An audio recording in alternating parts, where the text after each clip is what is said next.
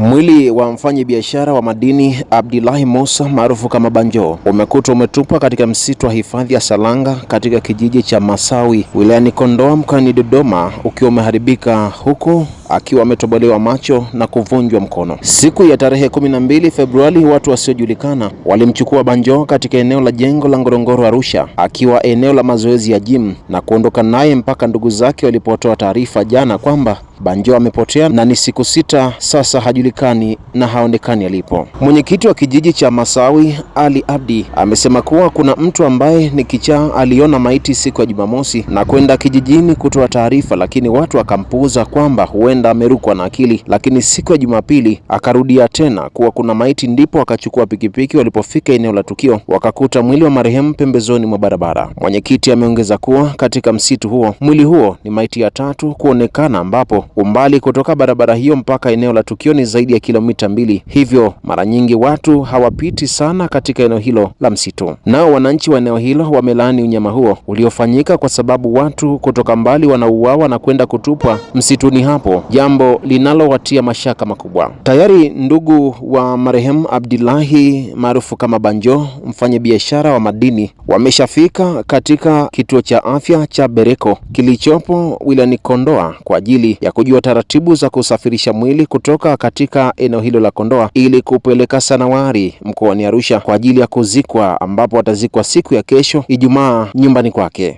Kwa majina naitwa Ali Abdi Ndui, ni mwenyekiti wa kijiji cha Masawi.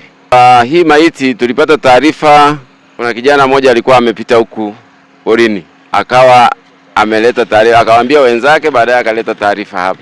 Alikuwa kwenye mazingira ni mtu tu ameletwa akatupwa tu, amelazwa chale hivi kwenye mfereji wa barabara hii ya kwenda Kondoa. Madaktari nadhani walicheki, walimvua na zile nguo wakacheki.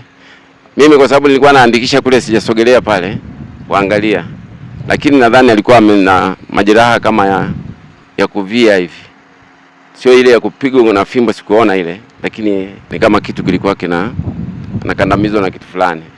Macho mainzi yalikuwa yameziba sana, nadhani macho ni kama yalitobolewa. Mimi nadhani mwananchi huyu ni wa 3. Mwaka 2023 ametupwa, mwaka 2024 aliletwa tena akatupwa hapa, 25 ndio imepita bila kutupwa, lakini 26 juzi tena ameletwa akatupwa. Kwa hiyo wananchi wana hofu sana na hili tatizo. Hili wameona kwamba kama mtu hajui ataona wanakijiji wa Masawi ni wauaji. Kuto kwenye mazingira aliyolala ni